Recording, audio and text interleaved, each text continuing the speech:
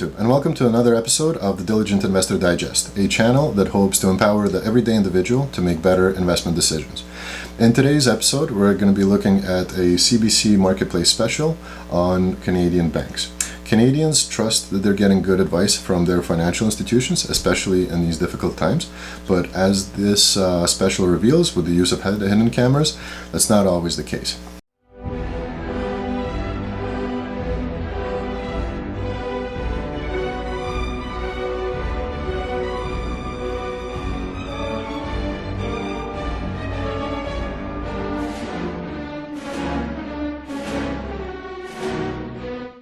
So without any further ado, let's get into it and take a look at the special. I will leave a link for the full video in the description.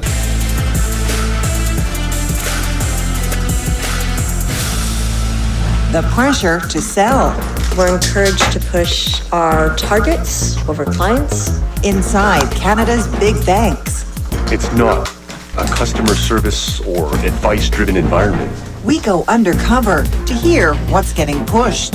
You have a credit card limit increase for $8,000. And the promises made. The average interest you will get at least 10%. Bad advice. At what cost? They're not only getting bad advice, they're getting illegal advice. This is your marketplace. Mr. Freeland, this is CBC Marketplace. We're hoping to speak to you about a story we're doing about sales pressure within the banks. Hey guys. Hey, Erica. We're going undercover. And of course, we're going to have hidden cameras rolling. Putting tellers to the test. At Canada's big five banks. Hi there. How are you? Good, thanks.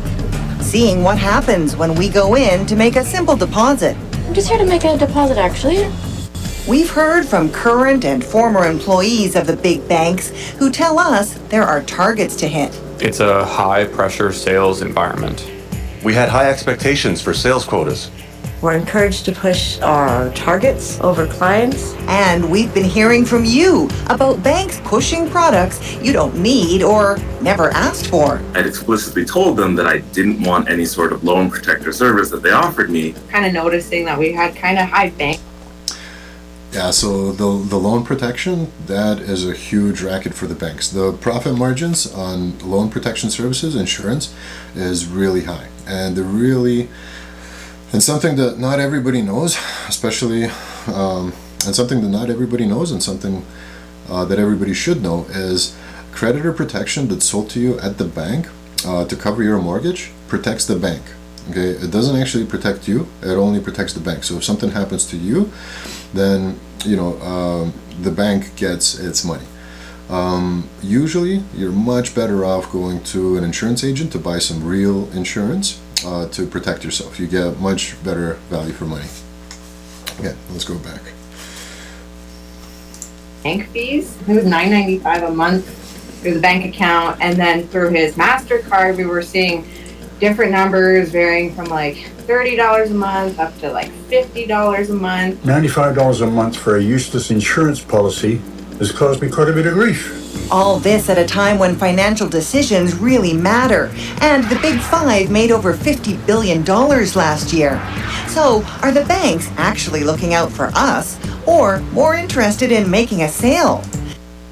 Fantastic rhetorical question there by CBC News. It doesn't take a lot to answer it. Of course, they're looking out for themselves. To find out, we're going in to BMO, CIBC, RBC, Scotiabank, and TD, visiting 2 branches each in Toronto and Vancouver, with our hidden cameras rolling to see for ourselves if we get pitched products.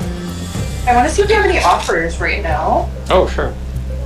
What kind of offers? Let's chat on clients. So Watching along will be Sandy Yeah, so this is something that like every morning in a huddle, tellers are coached to do, right? It's really annoying. I remember being a teller.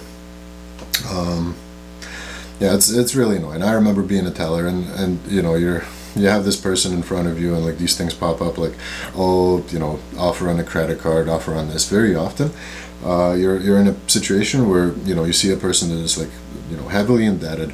The last thing they need is credit, but this offer pops up and your manager expects you to pitch that offer. That's, your job revolves basically around that. It's not about helping people, it's about pitching, selling, identifying opportunities as they call it, and then closing those opportunities. Martin, an independent certified financial planner and a former bank employee. What is the goal of the bank employee? It's to sell the products on the shelf and to make you feel good about having purchased them. So it's just about sales. Yeah. Yeah, no shit. At RBC, our tester goes in to deposit $100, but then you have a credit card limit increase for $8,000. That's cool. Okay. And that's not all. And then you have another one for an upgrade to the Ion Plus visa. So the harm is that you are treating a moment where somebody assumes they're getting a service as an opportunity to slide in there with a sale. And I think that's kind of gross. If people have access to credit, how likely are they to use it? You might not realize how much this is a dangerous thing to have. It can add up really fast. No pitch when we visit CIBC, but a different story at BMO. Yeah, so CIBC, quite frankly, is, in my opinion, one of the worst banks. So the only reason why you didn't get a pitch, it's not a reflection of CIBC's corporate policies or anything like that. It's just a reflection of the manager not doing their job, not coaching their staff, and staff basically getting away with not doing their job. Because CIBC, just like any other bank, encourages their staff to sell and to pitch these opportunities to everybody that can flog a mirror. After our tester deposits her cash, she's pitched a checking account. There is no cost for that. So the only condition for the premium plan to have is maintain 6,000 inside the same account. See, that's sneaky. Like I hate that. Okay, it's one thing to pitch somebody something, but it's another thing to start telling half truths, right? There is a cost for the premium account. It is waived if $6,000 minimum balance. If there's a $6,000 minimum balance, but obviously he's mischaracterizing that, and he's well aware of what he's doing. Really sneaky. Not mentioned, if she doesn't maintain $6,000, her account fees double. There was a lot of sales pressure in every aspect of the bank. That push to upsell is something this former BMO teller knows all too well. A lot of people can't keep that balance above 6,000, so they're eventually charged for the premium plan. The $30? Yes, I've seen it a lot. We're concealing his identity and someone else is reading his words because he still works in the financial industry and fears speaking out will cost him his job. Every week they would release your results and display your name with what you sold. Why do you think that email went out? To shame you. You were scared to lose your job. We obtain internal documents that show the sales credits BMO employees get for selling things like checking accounts, credit cards, and lines of credit. The more money the bank makes, the more credits the employee earns. I felt like I had to mislead customers in getting products that they didn't need. What toll did that take on you?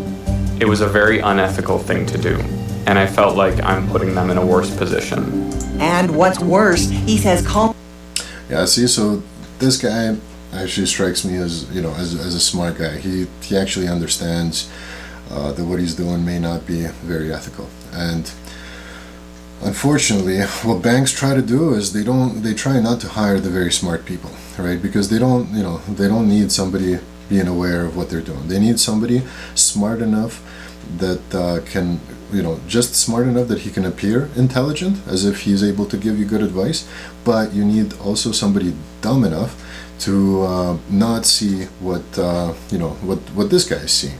That's the ideal human resource for the bank, right? Like somebody who is dumb enough to sell these things to their friends, to their family, without understanding, without knowing that really what they're doing is a disservice to their clients. Colleagues added products to customers' accounts without their knowledge. Many times, because they needed to meet their sales targets. Yeah, like the amount of like fraud that goes on in the bank is absolutely astounding. But the thing is, if that fraud results in a sale, then your manager is less likely to look at you. But if you're like this guy and you're speaking out, about something ethical, man, if the bank finds out who this guy is, I guarantee you he's going to be, he's going to have some sort of drummed up charges to lose his license and things like that without even having committed fraud. So they're going to get this guy while, people beside him are going to be committing actual fraud. Sound familiar? Sign up customers or face being fired. 7 years ago, my investigation with CBC's Go Public team revealed the immense pressure employees at all the banks were under to sell. Already there are calls to better regulate financial titles, selling products and services people didn't need just to hit targets, sometimes even breaking the law, doing things like increasing credit card limits without permission. It's hard to trust them after seeing incidents like this. So, has anything changed? At TD, as our tester is depositing her money. Even since they're fine with us, you're able to get a credit card with us. You don't have to go through a credit check, you don't have to locate an income. So you qualify for a credit card, you don't even need an income check. The ideal situation is for a credit card to be given to somebody who then keeps a balance on it and can't pay it off. But of course the bank wants to sell people credit cards, and of course the barrier to entry is going to be so low it's in the floor. Yeah, credit cards with interest rates of like 20%. It's a nice, or some of them go as high as 30%. So if that person is carrying a balance on that credit card, yeah, the bank and credit card companies are making 20 to 30%. That's a very lucrative business. Nothing at Scotiabank, but over at another BMO branch. It's just like if we're qualified to get a pre-approved personal line of credit. Our tester is told she's eligible for a $25,000 line of credit. You would recommend that? Yeah, I mean, it's not all the client will have this kind of offer. A line of credit with a slightly lower interest rate can really amplify the small amounts of overspending that add up over time, and suddenly you have something that's incredibly difficult to pay off. Our hidden camera findings, not surprising to this former BMO employee. He recently quit when the pressure to sell became too much. I said, I feel like this is wrong.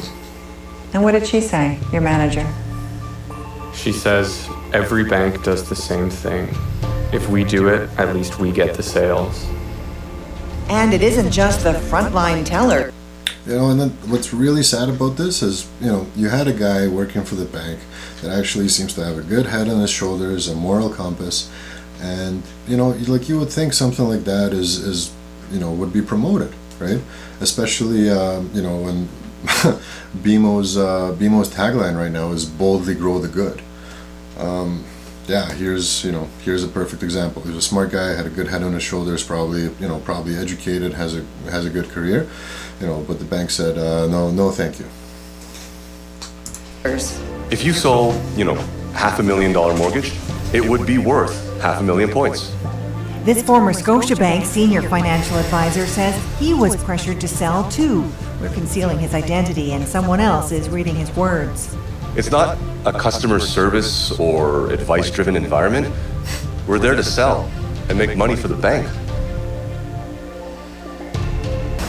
We're investigating the sales culture inside Canada's big banks, visiting branches to hear the sales pitch, hidden cameras rolling. Even since they're fine with us, you're able to get a credit card with us. We're also speaking to current and former employees about the pressure to meet high sales targets. You have to sell something to that customer, even though they don't need it. Pricey products you don't need at a time when costs are adding up. Are you feeling the pinch? Absolutely. It's an extra, $100 to $200 a week that we're looking at for a family of four. So at the grocery store? Yeah, at the grocery stores. My mortgage rates are constantly going up, and for my husband and I, it's just so hard for us to make those payments. I've had quite a few clients cry and, tell me about their hardship. Tough financial times, what this TD employee is hearing more and more. We're concealing her identity and using a different voice. It feels awful. I shouldn't have to think more about my target than the client's well-being and their interests. She says she's got a huge target to sell investments, even as some clients say they have bills to pay. I have had an increase of clients upset, having to take money out of their children's RESPs. If they need to take money out, we have to do what we can to sort of stop it. So, to be clear, do you feel you're under pressure to get customers to make financial decisions that may not be in their best interest? 100%. And she says there's proof. She secretly recorded a coaching session with her manager about pushing customers. Her words are read by someone else to protect the insider's identity.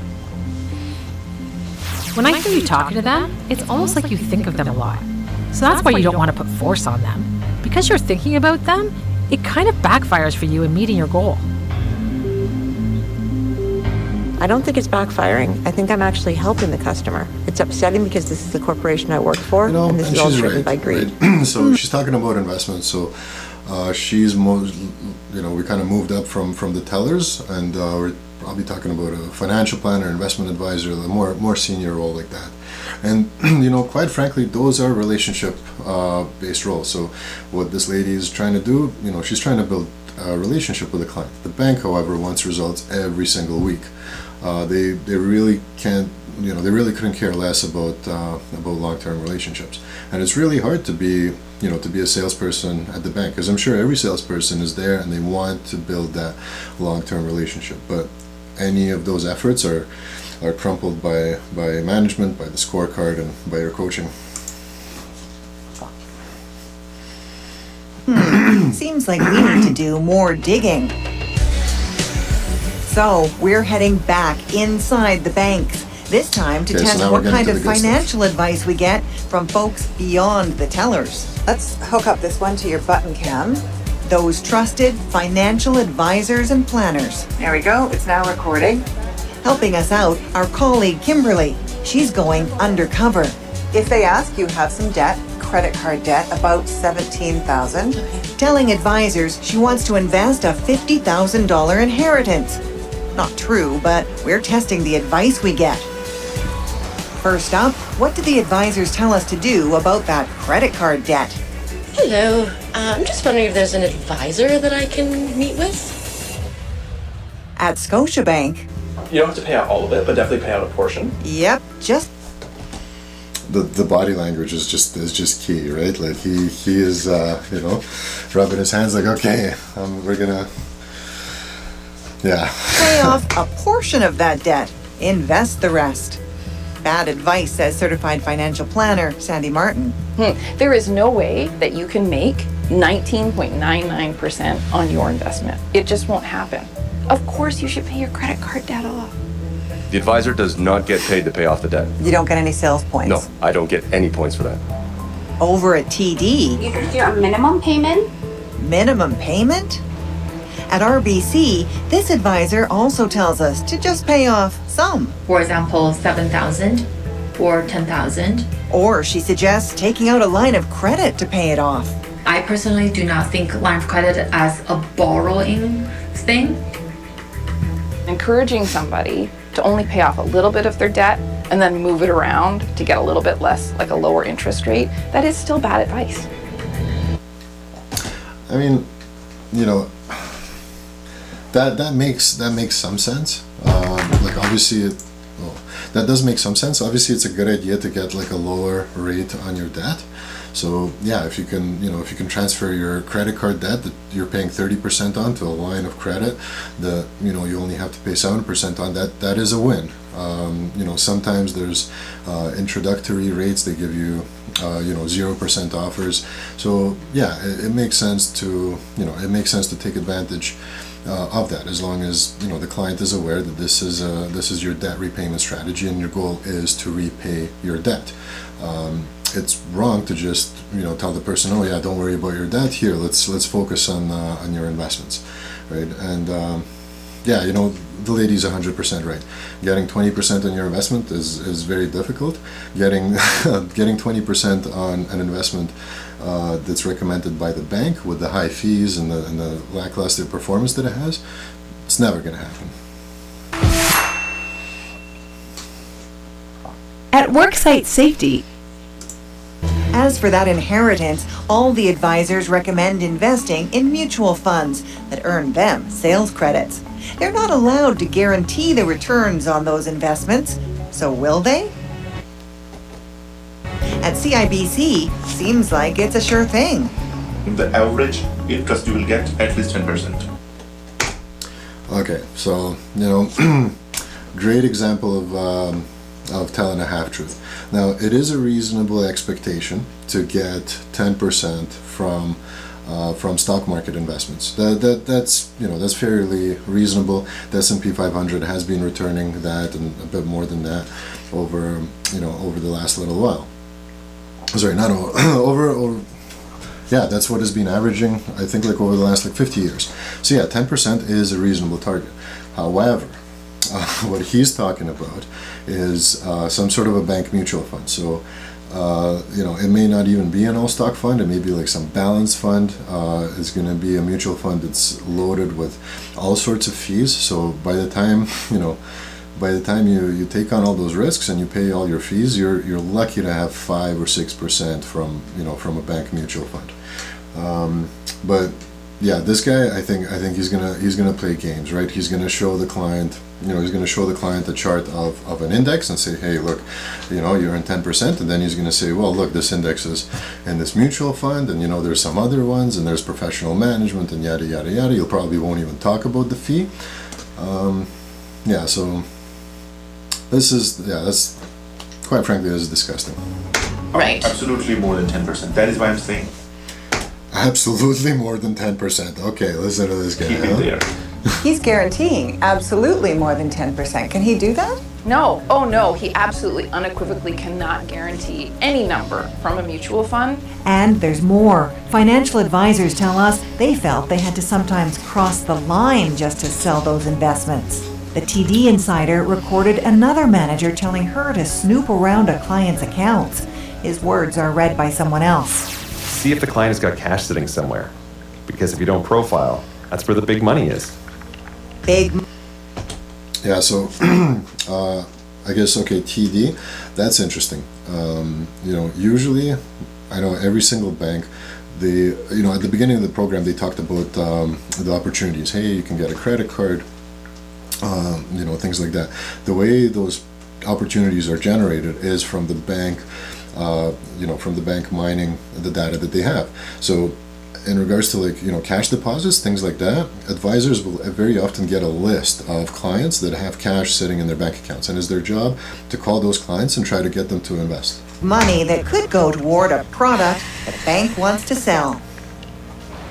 TD tells us the recorded conversations are completely unacceptable and do not meet their code of conduct. As for the former Scotiabank advisor, his breaking point, the death of a client's husband. I mentioned this to my direct supervisor. The first question he asked me was, are we still getting their investments? That was the first thing he cared about. That's when it really hit me that that's the only thing. There's no compassion at all. It's all about the numbers. How do those numbers play out when it comes to investments? Back on Hidden Camera, we're asking about the fees charged on those mutual funds. So fees, phenomenal question. I can tell you from working at the bank, very few clients ask about fees. And I think one of the major reasons why is because they can't imagine that when you're investing money with the bank, there'll be some sort of fee. It's not something that's intuitive to clients.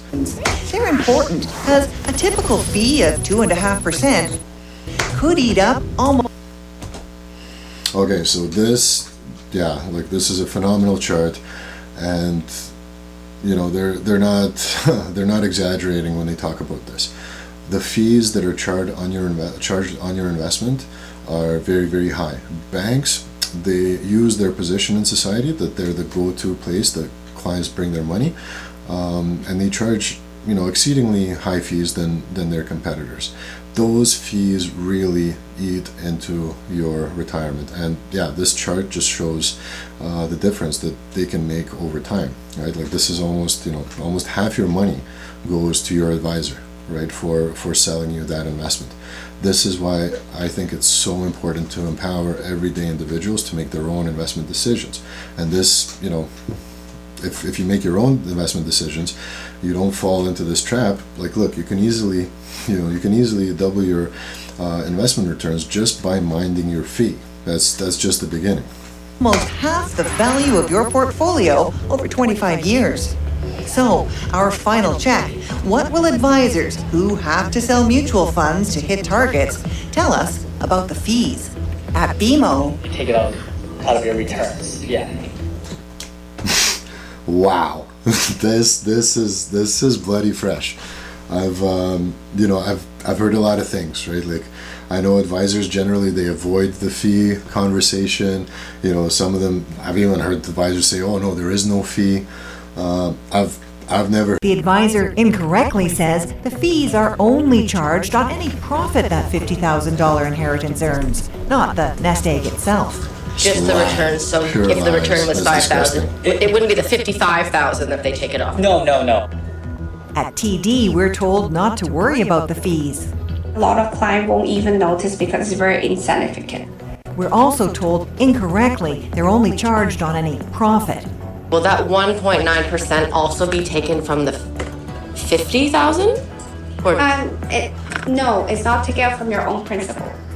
RBC gets it right, says the fees apply to the whole investment, but claims they're no big deal. As long as you are happy with this return, you don't have to worry about the fees.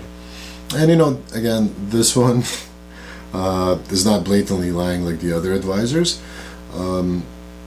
The returns that are published on the fund facts for a mutual fund are after other returns after the fees. So, she has a point, right?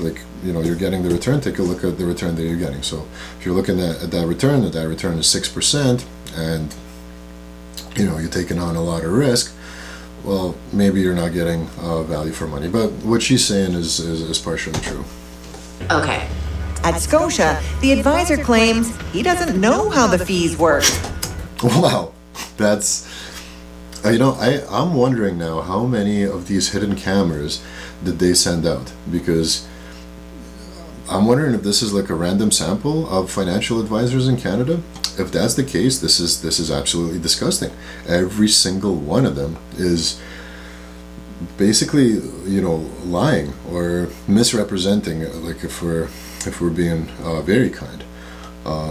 So I wonder, out of the sample of hidden cameras that they sent into the bank, how many gave them actually good service that they didn't use in this show? Just out of curiosity, I'm wondering, because I've worked for banks for a very long time. I'm not saying I haven't seen people lying, like I have, but not to this extent. These are some pearls here. I heard they only take it out of the gains. So let's say if you're 50,000 gross. I heard they only take it out of the gains. You heard. 55,000. That 5,000 gain extension, that's where they take the 2% out of. I'm not too sure how they calculate it. You don't know how to calculate 2%? Wow, what a donut.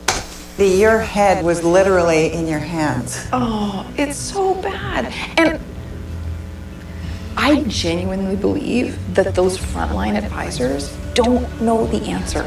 They are. And she might be right about this. So like I said, the bank wants to, like I was saying, the bank doesn't want to hire the most competent people.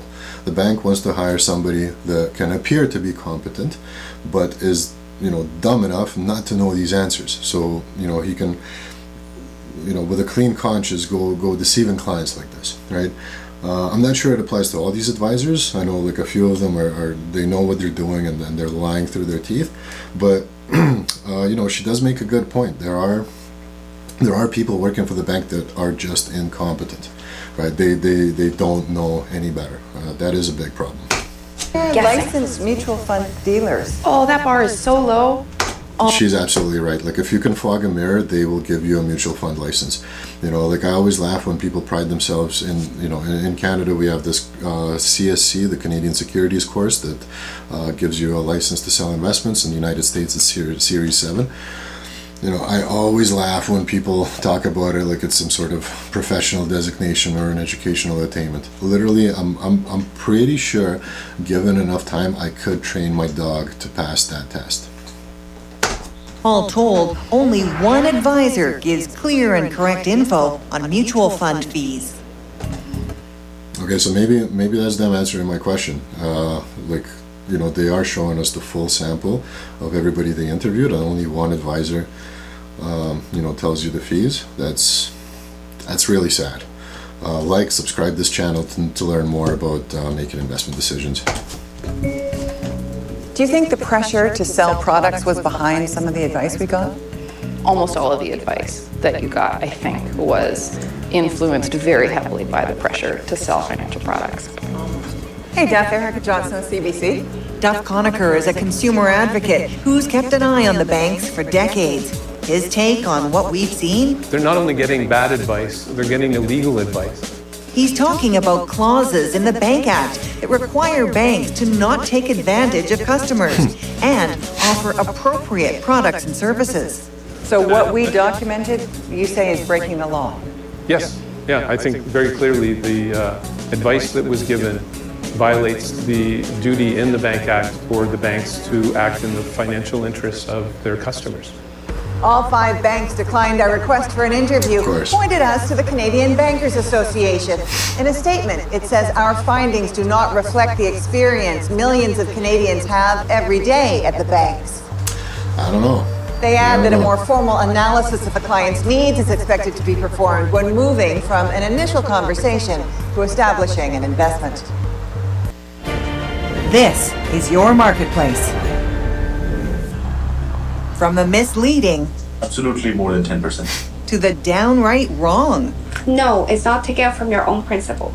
Duff Conacher says the bank's regulator is letting them off the hook. The agency just needs to follow law enforcement 101. Yeah, the thing that a lot of people don't know is the banking industry in Canada is what's called a self-regulatory industry. So, the idea is that the banking business is so complicated that nobody can be trusted to to regulate the banks except for the banks themselves. So you get the situation. It's kind of like in the movie Idiocracy. It starts off by saying the food companies just bought out the FDA so that they can give them the stamp of approval, and that's kind of what's going on in the Canadian banking industry. It's a self-regulatory organization, so basically all the banks kind of get together and regulate each other. It's like a cartel. They're letting each other get away with murder just because, all of them are doing it, and it's very lucrative business. Which means you're doing regular unannounced inspections. When you catch violations, penalties have to be high enough to take away any profit that the bank made from violating the law. The Financial Consumer Agency of Canada won't talk on camera. In a statement, it says it's had concerns about bank sales practices and takes the matter very serious. Yeah, it takes it very seriously, but it won't comment and it's not going to do anything. Money talks, bullshit walks. Adding, banks should only sell products to consumers if it's appropriate and must ensure employees have the skills to fulfill that responsibility. Ultimately, the buck stops with Finance Minister Chrystia Freeland. For weeks, we've requested an interview, but her office says no. We learned she's attending this mining conference in Toronto. So, we try again in person. Minister Freeland, this is CBC Marketplace. We're hoping to speak to you about a story we're doing about sales pressure within the banks. We keep trying. Minister Freeland, do you have a moment to speak with CBC Marketplace? We've been documenting sales pressure within the banks. We found bank employees giving inaccurate advice. But no luck. Later, her office sends a statement saying the government has zero tolerance for banks offering misleading information or inappropriate financial. Pompous talk. That's all we can expect for Chrystia Freeland. Just a bunch of empty words, some pompous talk. Yeah, that's Chrystia for you. She's our finance minister and deputy prime minister as well. Services, and they say they've taken action, added consumer protections to the Bank Act. Those protections were in place during our hidden camera test.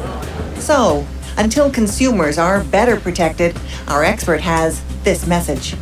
Just do a little bit of research into the evidence of good, sound financial advice. Exactly. Do your own due diligence. Always do your own due diligence. And then you're going to be hearing these pitches with very different ears. Exactly. That's what I want people to do. Like, subscribe.